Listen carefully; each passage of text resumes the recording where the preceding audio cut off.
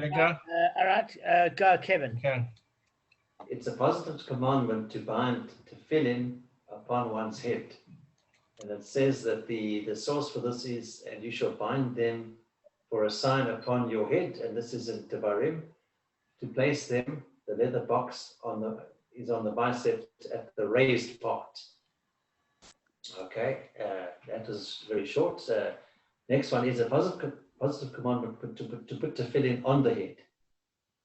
So sorry, apologies. To bind one tefillin on one's hand, not head. That's the first one I just read. Now, it's a positive commandment to put tefillin on the head. And scripture says, and they shall be for frontlets between your eyes. The place to put them is at the spot where an infant's skull is soft. In the tefillin, there are 4 sections of scripture. Okay. They contain the acceptance of the yoke of the kingship of heaven, the remembrance of the miracles and wonders that the blessed God wrought for our forefathers when he took them out of Egypt, and the fact that he brought us near to his service and worship, blessed be his name. In the tefillin of the hand, the 4 sections are in one overall compartment, and the head tefillin, they are in 4 narrow compartments. Whoever does not put on tefillin transgresses 8 positive commandments and has failed to put on the 8 sections of scripture, because that was the 4 and 4, the head and the hand. Okay. Tefillin requires a clean body, which means that one must not emit any flatulence as long as they are on him. Whoever recites a Shema Yisrael without tefillin on him, it is as though he has given false testimony about himself, since he recites the divine order to wear tefillin while he himself does not. Because it says so specifically in the Shema, twice. Okay. Whoever is habitual in wearing tefillin with a clean body lengthens his life. Okay, it says, we're running out of time. Okay, so a person, let me finish. A person who has a duty to touch the tefillin occasionally, the entire time that he's wearing them, so that he should not take his mind off them even one moment, since the holiness is great, and as long as the tefillin are on his arm and his head, he should be humble and be God-fearing, and not be drawn into frivolity and idle talk, not to entertain bad thoughts, and his words should only turn to words of truth. Okay. All right, that's it. Let's get started. It's a long one. Okay, yeah, guys, let's get started. Well done. Thanks, Kev. All right, so listen, we're on we're on 30b2. 30b2. And the Gemara, I'm hearing a background of a bit of a rattling noise. I don't know where it's coming from. I think it's probably our Kiva. Okay, it's fine. All right, guys, I need you to focus here a second, please. 30b2. The Gemara attempts to show the dispute between Rav and Zairi has a Tanaic precedence. Obviously, Rav and Zairi were Amoraim, or I think they were actually, what do you call it, 5th generation Tanaim on the border there. I need to just double check. But we're talking about the Tanaic precedent that superseded them. So, shall we say that the dispute between Rav and Zairi is parallel to the dispute between Tanoim in the following brisa? Regarding a document which is written and a clause for interest payments, we penalize the lender, and he cannot collect the principal or the interest. These are the words of Rabbi Meir. But the sages say he can collect the principal, but not the interest. So what are we talking about here? We've suddenly gone into an instance where we're saying the particular argument that we had with Rav and Reb Zairi is almost mirroring this argument between the Tanaim with Rabbi Meir and the sages regarding a loan and interest payable. So we think, what does the one have to do with the other? So I just want to put a bit of background. Is that what we discussed last time is, according to Rav, you are not entitled to put your belongings into the public domain to cause a hazard. And many people during his time would stick straw, unprocessed straw, in the public domain in order for the foot traffic of hundreds of horses a month and people to stand upon it, in which it would decompose structurally, and then it would be rain, and biochemically it would decompose, and then the manure is worth more than the raw straw, because to buy that manure is going to be expensive. So Rav wanted to say that, we understand that you might have your reasons, but to create a hazard in the public domain means that you lose benefit of the straw at the stage of straw, or the manure when it becomes manure. And the person that acquires it, in other words, now that you lose the privilege of having owned it, anybody can take it. So the first person to take it now owns it. Gav, your screen's moving around quite a bit. Are you with me, But? I'm not actually sure what's going on here. It's fine. It's fine. Don't worry. Just ignore it. Okay. Okay, it's fine. All right, let's go. So the thing of it is, since that is the case, Rav Zairi and all the sages seem to agree that you pay this penalty, except for Rav Yehuda, because Rav Yehuda says in the public domain you can leave this raw straw for up to 30 days, and he doesn't hold one liable, as we learned. But the sages in general say that even if you've got permission, like somebody's sewerage or septic tank, to do something, it doesn't have permission to damage. But most of the sages also turn around and say, listen, that's with regards to sewerage, because sewerage is different. Sewerage, you can't keep it bottled up in a tank for an unlimited period of time, because if you've got 10 Haredi kids, you and your wife and the neighbors, that thing's going to explode after 6 months. So fine, during winter, when it's the rainy season and the rain comes to get rid of the stench, and it's raining and washing away the sewage, open up your tanks at the right season. But in terms of leaving your straw to become manure, that you don't have permission for. Use your horses at home. So that being the case, Rav Zairi is a bit more lenient than Rav in that he says that when the straw itself gains value by decomposing and becoming manure, say the straw was worth 1,000 rand, and now that it's become manure, it's worth 3,000 rand. That if somebody, now that Rav Zairi said it's ownerless because that's the penalty for putting your goods in the public domain, in that particular case, he's saying that if the straw was worth 1,000 rand on its raw state before it decomposed, whoever chaps the straw has to still pay the 1,000 rand for the raw straw, but he doesn't have to pay that extra 2,000 rand for the value accrued from it decomposing in the public domain to become manure. So he now is only taxing you on the interest and not the principal amount. Does that make sense, guys? Yes or no? Does that make sense? But that's not quite interest, though, eh? No, that is interest, because what we're saying the interest is, it's very clear it's interest. Even the Gemara agrees, is that if something is worth a certain amount and it accrues value over a period of time, that's the exact definition of interest. And therefore, when straw decomposes and it gains value because of the decomposition, because of the time period and the amount of working on the biochemical nature and the structural nature of the straw, it's accrued in value. Rav Zairi says, listen, I'm not going to take away the initial value of the straw. If somebody chaps it, that you're entitled to get that part back, but that extra benefit by having it in the public domain and possibly causing a hazard, you're not entitled to keep that benefit. That's the penalty that you pay for creating a potential hazard. So whoever finds it, if they end up getting the higher value because what the straw has now become, that's their benefit, but they have to pay you for the initial straw. So that's exactly mirroring this case between the argument of Rabbi Meir and the sages with regards to a principle and interest. And I'm going to explain the argument. So, Damon. Hang on. So the owner of the straw is not going to lose out. At least he gets his principal. He's not going to lose anything. At least it's a fair sort of. Rav Zairi. Only according to Okay. According to Rav Zairi. Rav is saying, listen, no, you are going to lose out because you're going to be a lot more careful if you could lose out on the principal as well as the interest, because you've got nothing to lose. If you got back 1,000 rand on the straw, so what have you lost? 30 days, Gavin. That's all you lost. but you haven't lost your principal amount. So that's not a total deterrent. Rav said when you could stand to lose the principal, that's a whack. That you're not going to get cute with. Are you with me? So you can see both arguments here. All right, so let's just see.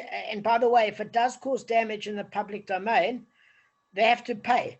That's in addition to the penalty of losing ownership. That's a separate matter entirely. What we're discussing here is the matter of how does this argument reflect the Tanaic argument between Rabbi Meir and the sages. Okay. How does the argument between Rav and Zairi, which I think might be fifth generation to Noam, I must just double check. So, let me just repeat the argument again. A document in which is written a clause for interest payments. Rabbi Meir says we penalize the lender and he can't collect the principal or the interest. And the sages say he can collect the principal but not the interest. Okay. Does that make sense, guys? So if I'm about to lend you money and I say, listen, I'm lending you 1,000 Rand, but I want an extra 500 Rands worth of interest. Rabbi Meir said, if that's written in the contract, not only do you not have to pay me the 500 Rand interest, but you don't even have to pay me the 1,000 Rand, because what you've done is against the Torah. You can't charge just interest. because of good interest. You Okay. can't. So therefore, Rabbi Meir is as stringent as Rav, it would seem. Why? You lose the principle. You lose the principle. Right. The sages say all you lose is the interest, meaning, listen, if I've lent you 1,000 and want 500 interest, I'm entitled to get back the principal because that's an interest-free loan of what's allowed in the Torah. So there's a penalty that I'm not paying you the interest, but we're not going to make that extend to the principal amount. Is that clear, guys, that argument? So it seems to mimic Rav, seems to mimic Rabbi Meir, and Rav Zairi seems to mimic the sages in terms of the principle. Does everybody understand that? Guys, it's clear. Do you understand? Yeah. Okay, straightforward. Fine. Right, but this part of the Gemara I thoroughly enjoyed. We're gonna hit a piece of genius here. Every now and again, something dawns on me with Hashem's kindness. Always. All right. So we say the question that's proposed is: shall we say that Rav agrees with Rabbi Meir, who applies a penalty even with the principle? And shall we say that Rav Zairi agrees with the sages who do not apply a penalty to the principle? Now, listen to the genius that's about to go now. Because you could say, yes, that's the case, because that's obvious. That's the obvious. But there's something deeper here.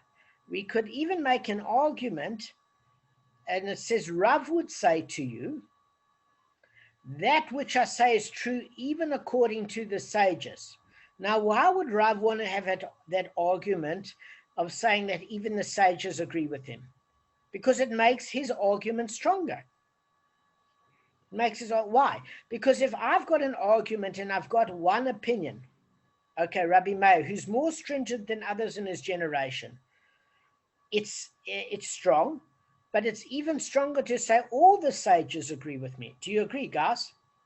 So Rav wants to say, it's not that only Rabbi Meir agrees with me, but all the sages can agree with me. Now listen to his reason. It is genius.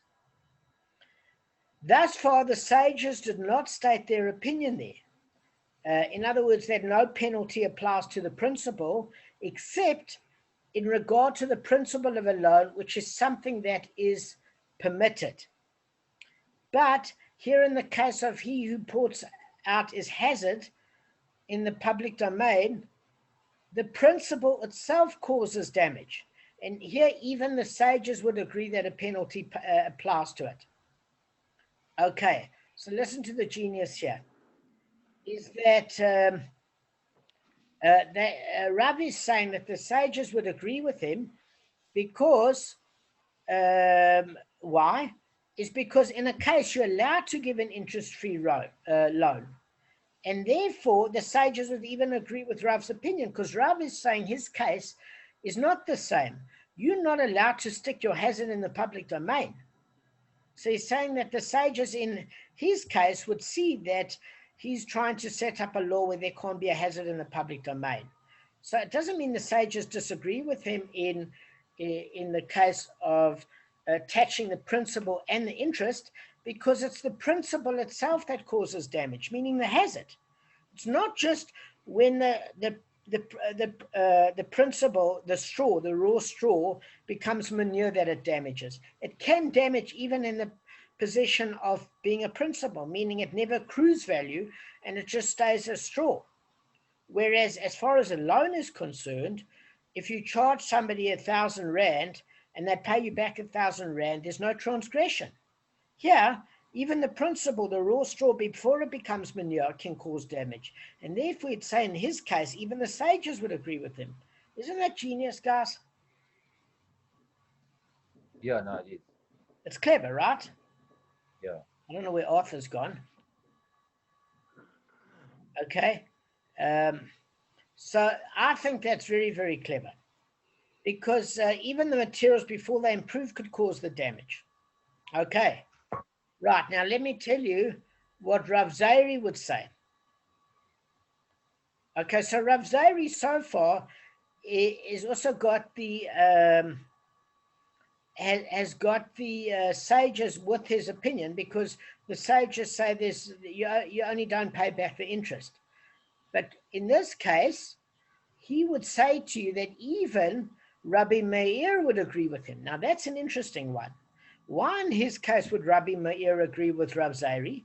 Because it's granted the sages would agree with him, but he can even get Rav Meir's on his side. Why? Rav Meir did not, Rav Meir, I don't know how to pronounce it, guys. I must actually ask Rabbi Cohen. I've heard it pronounced both ways. I don't know. Did not state his opinion there regarding a penalty that even applies to the principal, except in regard to loan on interest where the transgression is committed at the time of writing the loan document, when the lender imposes an interest payment upon the borrower. Okay. But here in the case of one who puts out a hazardous item, who can say that it will ever cause damage? So this Tanaic dispute does not necessarily parallel the dispute between Rav and Zairi. So this is what Rav Zairi is saying. Arth, I'm urging you after the shiur to please listen to this part, because I know you had to go and sort out a family issue, but you missed a piece of amazing Torah. Guys, do you agree? It was amazing. All right. So what we're saying here is Rav Zairi said that even Rabbi Meir would agree with him. Why? Because he understood that the reason why Rabbi Meir, in the case of somebody writing a loan contract document, penalized the guy for the principal and the interest, because the guy immediately, by writing such a contract, transgressed the Torah law. And what Torah law did he transgress? I'm going to share my screen with you guys. Just give me 1 second. I'll share it with you right now. Just give me 1 sec. Of course, this thing's opened up 10 tabs at the same time. I mean, why would it just open up one and make my life easier? All right. I'm sharing the screen. All right. Now, guys, I'd like you to read this. Gavin, read. Where your thing is, Yes. if you lend money to my people, to the poor among you, do not act towards them as a creditor. Exact no interest from them. Fine. So in Shmot, Exodus chapter 22, verse 24, you're not allowed to charge interest to another Jew. Can you see that? Yeah. So Rabbi Zairi is saying something very fundamental. Here, even Rabbi Meir would agree with Rabbi Zairi, because he had to penalize the person for the principal as well as the interest. Because when he wrote up the contract for the principal, he already transgressed that Torah ordinance. Whereas Rabbi Zairi turned around and said, listen, you can't necessarily penalize for the principal, for the straw in the public domain, because it might cause damage, or it might not cause damage. If it causes damage, you pay for the damage you caused. So that's enough of a penalty. And it's ownerless in the degree that you can't earn money from the degradation and the benefit in the public domain of it turning from straw to manure. But you're paying for the liability if it damages. And it's enough that you lose the interest. But you don't have to lose the principal because it might not damage. So why should you lose 1,000 rand of straw? And therefore, even Rabbi Meir would agree in this case, nothing was transgressed because no damage happened yet. So the two cases are not the same. And even in his case, Rav Zeri says Rabbi Meir would agree with him. So it proves here that the Tanaik dispute is not necessarily parallel to the dispute between Rav and Zeri. Okay, so Arth will basically go back and see why Rav will say that the sages agree with him, not just Rabbi Meir in this case. Good. Now let's carry on. So the Gemara attempts to relate the dispute between Rav and Zeri to another Tanaik dispute. Shall we say that the dispute between Rav and Zeri is the same as the dispute between these Tanaim in the following brisa? If one put out his processed straw and whole straw into the public domain to be converted to manure, and another person is damaged by them, the owner of the straw is liable to pay for his damage. And whoever is first to take them acquires them, and they're forbidden under the laws of theft. Now, immediately, guys, you should say that this is strange, because the part makes sense. You leave out your process to raw straw. If you damage, you have to pay for the damage. Makes sense, no problem. The part that it's saying that whoever is first to take them acquires them, and immediately says they are forbidden under the laws of theft. That's a contradiction statement. I'm saying you're allowed to take it. First to take it gets first dibs, and then it's forbidden under the law to take it. So the first explanation given, guys, do you remember what that first explanation was given yesterday on this?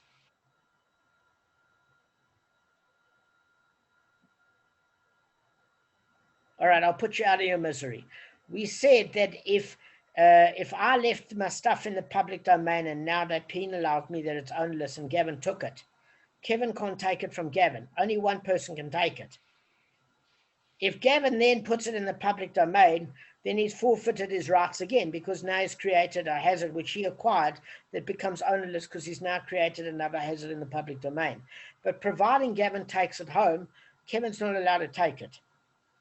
So that was initially what was put down, right? Fine. But there's a deeper thing here. Why is it a deeper thing that we're discussing? Because we can say that that's obvious. You don't need a whole brisa to teach you that. So what are we learning here? Fine. So we're learning that Rabban Shimon ben Gamliel says all those who create hazards in the public domain and cause damage are liable to pay. And whoever is first to take them acquires them, and they're permitted under the law of theft. That was the second part of the Mishnah we learned. So it seems that the brisa and the Mishnah are conflicting with each other in regard to this particular issue. Right. But if the brisa itself is problematic, okay, there's an internal, because whoever is first to take them acquires them, and then it says they are forbidden under the laws of theft. Rather, is this not what it means? Whoever is first to take them acquires the improvements. So what it's doing now, Gavin, is it's saying, listen, there's more depth to this than the fact that Kevin can't take it once you've taken it from me. There's more to it than this. What it's actually saying is, rather, is this not what it means? Whoever is first to take them acquires their improvements, meaning this seems to go, and the clause they are forbidden under the laws of theft applies to the hazards themselves. In other words, that is, you can acquire the improvements but not the original materials. So the opinion of the first ton in this brisa is the same as Rav Zeri. So what it's saying is that this particular brisa doesn't reflect the opinion of the Mishnah of Rabbi Shimon ben Gamliel, because it says what you can take is the interest. What you can't take is the principle. And therefore, this part of the brisa, whoever's the Tana Kamma of the brisa, the first Tana Kamma, is actually agreeing with Rav Zeri. Okay? And Rav Shimon ben Gamliel then comes to say that even with respect to the Hazims themselves, right? Whoever is first to take them acquires them. And then Shimon ben Gamliel says the same view as Rav, because he's saying that both the principal and the interest, you lose. And that's the same as Rav. And he obviously is in the second part of the Mishnah. So now the Gemara is going to challenge this. Why? Because according to Rabbi Zari and his dispute with Rav, it's certainly the same as the argument between the Tanoim. In the sense that you can't reconcile Rabbi Shimon ben Gamliel's view with that of Rav Zari. They're diametrically opposed. So if Rav Zari at least can have some Tanaic support, he can say that the dispute between the Tana Kamma and Rabbi Shimon ben Gamliel parallels the argument between him and Rav. So in other words, the Tana Kamma of the Brisa seems to oppose Rabbi Shimon ben Gamliel, just like he opposes Rav. And the two there seem very, very parallel. Okay, so therefore, we're at the position where it says, according to Rav, does one have to say that it's the same as the dispute between the Tanaim? So we understand Rav Zari's opinion, and Rav would say to you something possible. Is that it's guys, whose phone is ringing? Just okay. It's possible that in the opinion of all the sages, that the applied penalty to themselves is on account of their improvements. Okay, so in other words, Rav is saying that the sages actually agree with him, that you apply the penalty to the materials themselves on account of their improvements. What is he saying? He's saying, listen, the only reason you're sticking it in the public domain is so that it will improve. And the only way that you can put people off is that if they actually lose their base material, because if they only lose their improvement, then the guy will figure 30 days, he gets his money back for the straw. If any case, he can convert his straw to cash. Somebody will have to pay him. So he's got no lose. Worst of it, he's lost a couple of days for manure, but he's got to back his money. Maybe he couldn't sell the straw, and now he's got a person that will pay him by leaving it in the public domain. So that's not enough of a deterrent. So he's saying that maybe there's reconciliation and that even the sages would agree with him. How would the sages agree with him? He's saying that the law is so, but we do not rule this way for the public. In other words, both Tanaim, Rav would say, agree with him that the materials themselves, not just the improvements, are rendered ownerless, but their dispute is whether we should let the people know that this is the law. Okay, why do you think Rav would say that? He says it for a very, very simple reason, guys, quickly, is that he said if some of even the sages that agree with him that is the law, the reason they would not publicize it according to Rav is that everybody would go around taking everybody else's stuff, and it would create pandemonium. So even though that is the law, you don't want to advertise it. It's okay to let them know that they can take the interest, but you don't want stuff to be just zipped. So the argument now is not whether or not they agree with Rav or not. Rav is saying the sages agree with him, but it's just whether or not to advertise whether you can take the principal as well as the interest. That's the issue of contention. Fine. Guys, I need 10 minutes and then we're done. 9 minutes, and we've got it. In support of this interpretation, the Gemara notes the Amoraim have debated this very point. So the Amoraim stated by Rav Huna, who says in the name of Rav, the law is that even the original materials are ownerless, but we do not rule this way for the public. Rav Ada bar Ahava says the law is that the original materials are ownerless, but we do rule this way for the public. So we've got two Amoraim that agree with Rav. The only difference is Rav Huna says that you shouldn't advertise it in the public, that you lose both the raw materials, the original materials, and the interest. But Rav Ada bar Ahava says that you can advertise the fact that you lose the principal and the interest, right? So they both agree with Rav. It's just, do you advertise it or not to the public? So there's a contradiction here between Rav Huna's view. Why? Because Rav Huna was saying that we shouldn't tell the public that the original materials are ownerless, and that there were incidents in where Rav Huna himself declared peeled barley that had been left in the public domain ownerless, and Rav Ada bar Ahava declared ownerless